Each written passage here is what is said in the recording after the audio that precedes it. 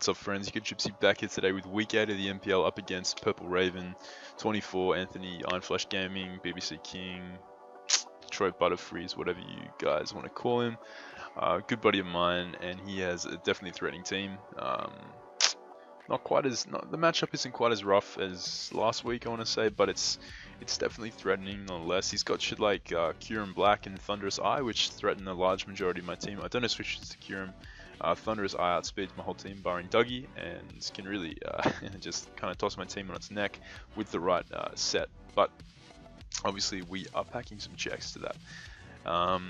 But basically, the main reason this matchup is kind of rough is because I don't have a normal resist currently. It's something that I'm actually in the works of fixing, but currently I don't have a normal resist, and as you guys can see, Zazu has brought the Snorlax, which is actually a banded set. He's also brought banded Silvally normal, and well, he's brought normal spam. He's brought complete normal spam actually. It's a really cool idea for a team actually, and it makes a lot of sense versus me, obviously, because I have no normal resist. It's just you know, it's intuitive. But yeah, that being said, it is looking like a bit of a rough matchup, but you know, we're back in some heat, and it's definitely not an unwinnable matchup. It's a match that if I play right, if I play my cards right, I can definitely put myself in a good situation to win this game. So first up we have my ban Dougie, which is very important in this game. One of the most important things it can do is check a Thunderous. So with Stone Edge, with banded Stone Edge, I can Oko Thunderous, which is really solid. Even a bulky Thunderous after it takes rocks damage is in guaranteed range of Stone Edge. It also allows me to trap stuff like his Volcanion, knock it out with EQ. Trapping Registeel for guard in case he brought a balanced team. He's actually brought like kind of like HO, but if he brought like a balanced team, then this Dougie would have been really solid, being able to trap stuff like Registeel, Roserade, you know, non-choice Scarf variants, Stunfisk, you know, lock in Heracross, you know, Revenge, stuff like Kyurem Black that isn't choice scarfed, even a weakened Mew. So yeah, Dougie is really solid this match. Then we have just a pretty standard guard. Didn't really reveal too much in this set this week, so I'm not really going to go into the set. But it does have Protect, so that's something. But then we have Scarfed Laddie, essentially here to check Thunderous as well as potential Scarf Kyurem Black. Allows me to potentially trick his Fat Mons if he decided to bring like Balance and brought Registeel. It could really come in clutch there. But yeah, this is predominantly a check to Kyurem and Thunderous Eye. Then we have the kind of flame set of the team, and that is my my Muck set. Now this is a really it's a mixed defensive but predominantly specially defensive curse set. It's got Curse, Rest, Knockoff, and Mean Look. So Mean Look is here to trap stuff like Roserade, who think they can spike up on Muck. It's here to trap stuff like Stunfisk, Registeel. Basically what this thing does is trap, set up, roost, rest, and then eventually 1v1 his team if I can manage to trap something passive and set up versus it. So this Muck is really solid. As you guys can see, he has brought the Registeel. He hasn't brought the stuff like the Roserade, but it's going to be really solid if I can trap the Registeel or even just set up versus the Kofag if he does want to burn me and doesn't expect me to have rest on this set. I can obviously actually set up on Kofag's face, even if he's an offensive nasty plot variant with Trick Room. His attacks are going to be doing absolutely nothing to me. I'll be leaving even +6 hits. That's how bulky this Muck is. So a really solid one in this matchup. Then we have my lead Infernape, which is a Sash variant this week. Flare Blitz, like Stealth Rock's Taunt, something like that. Fake Out. Fake Out is nice for chip versus stuff like Thunderous versus stuff like Kyurem. Especially if he has Scarf as getting chip plus rocks damage versus a lot of his offensive mons is actually really solid. Fake Out is a really underused tech. You know, people love Fake Out on a lot, but they really forget it on other mons. So that's something I was trying to take advantage of, even if not just to have it as a bit of a gimmick, as a bit of like a lead gimmick. But the last one we have is my AV Heracross, a really solid mon in this matchup. Not in this particular matchup, but in this matchup of rosters. Not in the 6 that he brought, but it performs pretty well versus his team. Being able to, it's actually a Moxie variant, so if I can get a boost, I can Oko stuff like Registeel. Obviously, Snorlax is dropping. Thunderous drops the knockoff at +1 after rocks. Solid against stuff like his Mew and his Kofag. So Pretty decent, like somewhat decent check to cure him, as I feel like a special cure him would be pretty solid versus me. But yeah, that is a team, and we're going to jump into the match. So I'm going to lead off with my lead Infernape. So he leads off with his Registeel. Now here I could have gone for the Taunt, predicting his switch out or predicting him to go for the Stealth Rocks here. But I do just go for the rocks just in case he did want to switch out. I don't know at this point if he is a hyper offensive team or if he is like a balanced team disguised to look hyper offensive. He could have gone into his Mew, which could have potentially been a defog variant, and just defog my rocks away. But I do just go for the rocks this turn, as he does go for his own rocks. So now I'm gonna actually switch out this turn, go into Heracross, trying to potentially catch his Mew or his Snorlax, wanting to switch in on the Flare Blitz, because Registeel, like, he could have just been playing really aggressive there and predicted me to predict him to switch out and gone for rocks. But he's actually gonna go for the Explosion here. I felt as though losing Heracross, if he was an Explosion set, potentially losing Heracross would be, you know, ideal over losing Infernape, who can fake out the Thundurus, who can taunt like a Curse Rest Snorlax, who can taunt Mew, who can taunt Trick Room Kofag. Flare Blitz is also really solid versus his team. Heracross would have been really solid too, but if he's like HP Flying Thundy, it will still die. If it's a like Fairy variant or a Fairy variant of Silvally, it'll still die. And it can't really break past Cofagrigus because I don't have Guts, I have Moxie, so if I get burnt, my attack stat is going to be really hindered. So I felt as though Heracross was expendable in this sense, and if he made the switch out to Snorlax or Mew, it covered kind of both grounds in that regard. So he's actually going to go for the Explosion here, which does kind of make a few things click in my head. It means this is more than likely like a suicide offensive team. This Snorlax at this point could be banded. It could also be an Assault Vest variant to check guard now that the Registeel is like a suicide variant. That was kind of two things that occurred to me, but more than likely this is probably just a Trick Room really offensive team, which is okay because I have Muck who can kind of capitalize on that. But now he's going to go for the Trick Room this turn, as I switch out to Muck just in case he did want to go for the Will-O-Wisp there, or even just go for the Shadow Ball, just trying to take out my Heracross, knowing that he'd live a knockoff, or any hit I went for there. So he actually goes for the Trick Room, and I'm going to go for the knockoff here, not wanting to start cursing because he could have made the hard switch out into his Snorlax, which he actually does, as I catch that with a knockoff. The fact that I'd shown Black Sludge that turn made me feel like he would make the offensive switch out into one of his mons that could pressure a potential Curse Muck, as I had shown like Black Sludge. I had shown that I was okay switching into the Kofag on a potential Will-O-Wisp. Not that Kofag would have really wisped a Heracross in case it was Guts, but I had shown the fact that I was okay switching Muck into Kofag, which kind of signals to Anthony that I am more than likely a rest set. Anyway, Snorlax is going to come in here and I knock off his Choice Band, which is good info to have. I'm now just going to switch out here. I don't want to take an Explosion. I don't want Muck to be taking damage. I do just sack off my Heracross, as its switch-ins were limited anyway because of rocks being up and it being such a low amount of health. Now I go into my Gardevoir, who is Protect. I can store that one round of Trick Room with Protect. And if I actually get 2 Trick Rooms, I put myself in a fantastic position because I do have Taunt on this set. If I'd got the Protect this turn, I could have taken him out with Psyshock, because I am like a really strong guard. So unless he was like max defense, he would have dropped this Psyshock. But you know, had I got that, Snorlax would have gone down the next turn to Psyshock, or he would have switched out to like his Mew or his Kofag. Had he gone out to Kofag, I would have taunted that turn, as he failed to set up Trick Room. Had he gone to Mew, he was actually Mental Herb Mew, so he would have been able to set up Trick Room versus my Gardevoir, but I am actually Trick Room Gardevoir, so I would have been able to reverse the Trick Room. But my Gardevoir does actually not get the second Protect, so obviously it was not really in my favor to get the Protect. The second time I think the odds are much lower. I think it's like a 50-50 chance to get a second Protect. So you know, it wasn't like in my favor, it was like an even. I could be wrong there, but I do think it is 50-50, if not something maybe a little bit lower, but I don't get it, so it's not the end of the world. Like, it would have put me in an amazing position had I got it, but you know, we can definitely still win this. So he's going to take out my Gardevoir here with the Double Edge.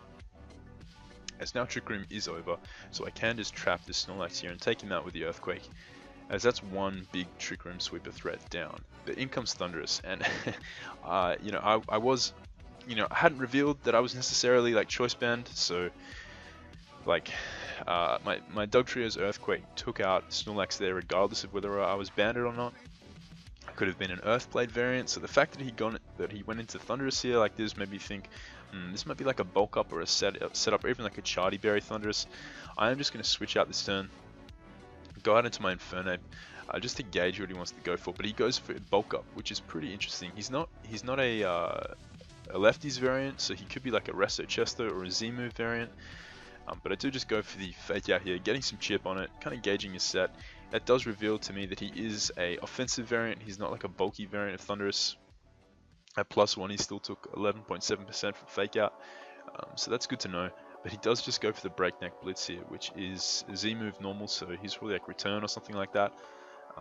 So again, just like literally normal spam versus my team. It's a very, very you know, interesting bring. But it makes a lot of sense. So now I'm going to go into my Latios here, and I have to fire off a Draco. I have to like revenge this Thundy. He's actually out of range potentially of like Psychic could have killed here, but he was potentially out of range to die. Like the low roll meant that like he could live, and I just couldn't afford that. Like if Thundy killed Laddie here, then all I had was Dougie to revenge this, and it was just not looking good in case it was like a rest variant or something like that. I had to go for the Drake, had to risk the Biscuit here, and we do get it. We do take out the Thundy, but this now does invite in either his Kofag or his Mew to come in. I'm going to switch out here.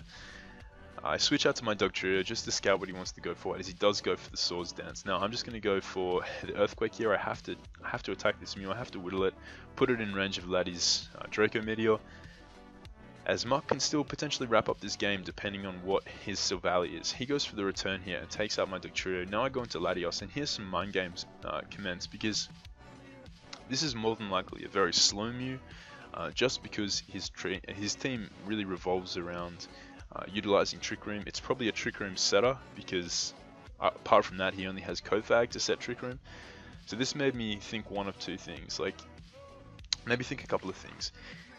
He's obviously Trick Room, he's obviously Swords Dance and Return.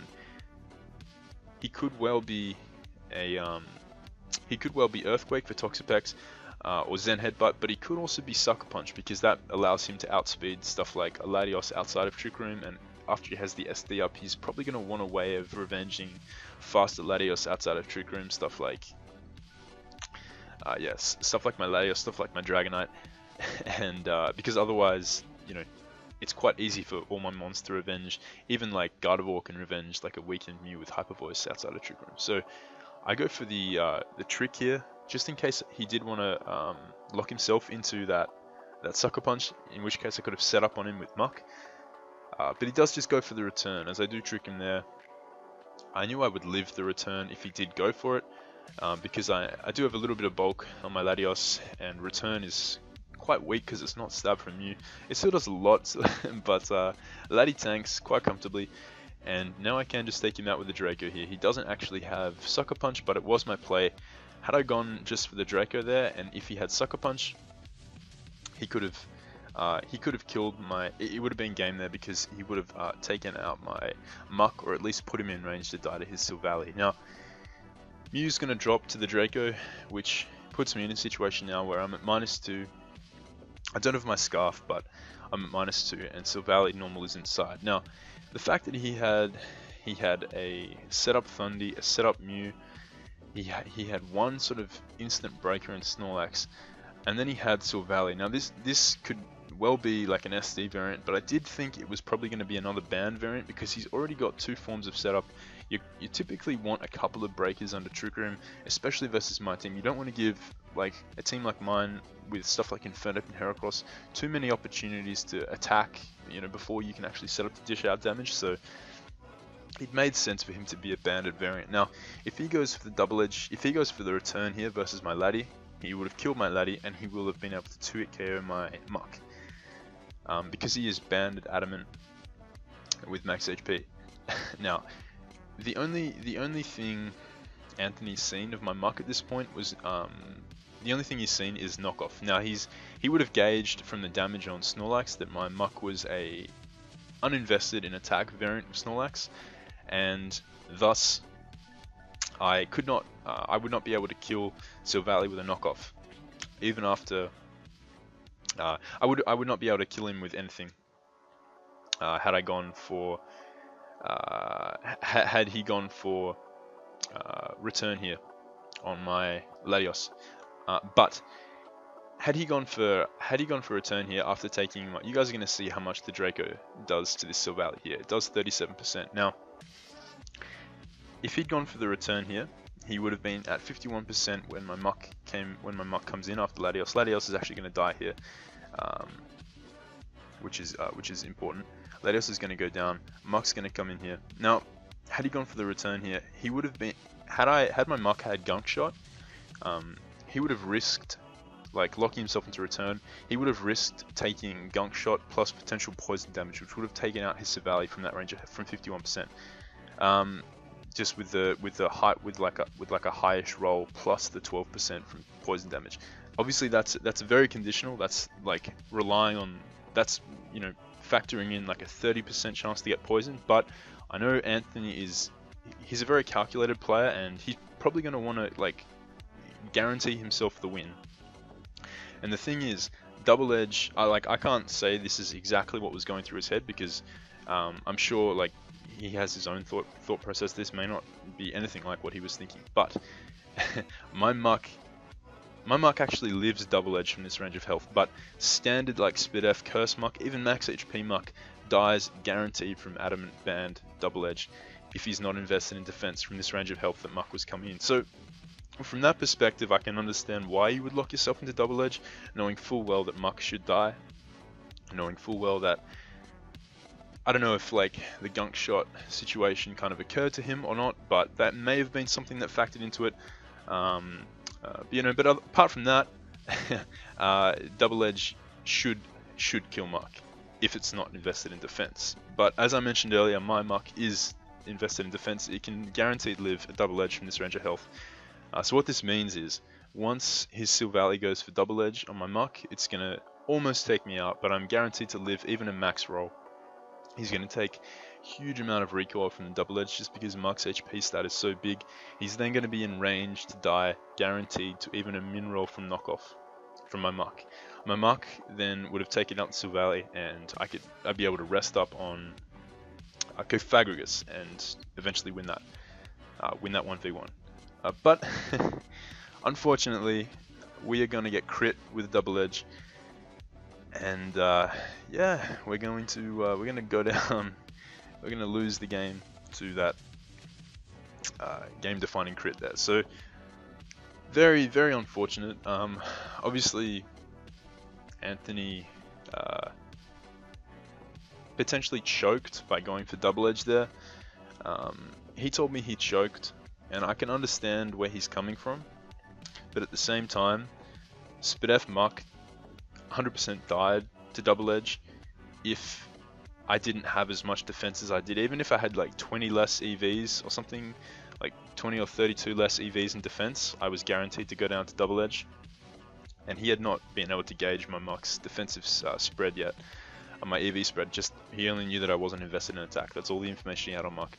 So I can understand him wanting to lock himself into Double Edge, guaranteeing him the win there versus a normal variant of like a Rest Thought Muck. But he does choose to lock himself. But instead, what he probably should have done was gone for the return there, which would have guaranteed himself the win versus my Muck. Barring a Gunk Shot, like if I was carrying Gunk Shot, he could have then died to the potential poison plus Gunk Shot damage. But nonetheless, he does choose to go for the Double Edge, and we do obviously get crit. So very, very unfortunate. We would have won that game and ended Anthony's win streak. Obviously bounced back from our loss last week as Muck comfortably 1v1 the Cofagrigus. But that's Pokemon. Sometimes you just there's nothing you can do in that situation where Hax just takes control and just dishes you a fat L. So I was pretty frustrated after this game. Like I'm just gonna be honest with you guys. Like I was pretty pissed off because, you know, I was guaranteed to live that hit. It was a bit frustrating, but you know, that's just Pokemon sometimes. I know Anthony was like a bit frustrated in himself for like choking and not going for a turn, that from his perspective. But again, you know, I could have had Gunk Shot, I could have got the poison. He just didn't know my set, and also like Double Edge again would have killed a non-defense invested Muck. So I can also understand why he would have stood by that play. But you know, that's just how it goes sometimes. That's just Mons for you. And it was a really fun. Apart from the end game, it was a fun game overall, and obviously really cool to see some innovation on both ends with the normal spam and, you know, my heat Muck. Unfortunately, Muck didn't get to, you know, do its thing. It would have done its thing versus Cafagrius, but you know, crits are 6.25% chances are a thing in this game. That was actually a theme of the week. Spoilers, sorry, I'm not gonna say anything more about that, but yeah, a couple of guys also suffered that same fate. So unfortunate, but it does happen. Nonetheless, I hope you guys enjoyed. It was a funny match. Apart from that, it was pretty good fun. But yeah, that's just Mon sometimes. So I'll catch you guys next time, and thanks again for watching.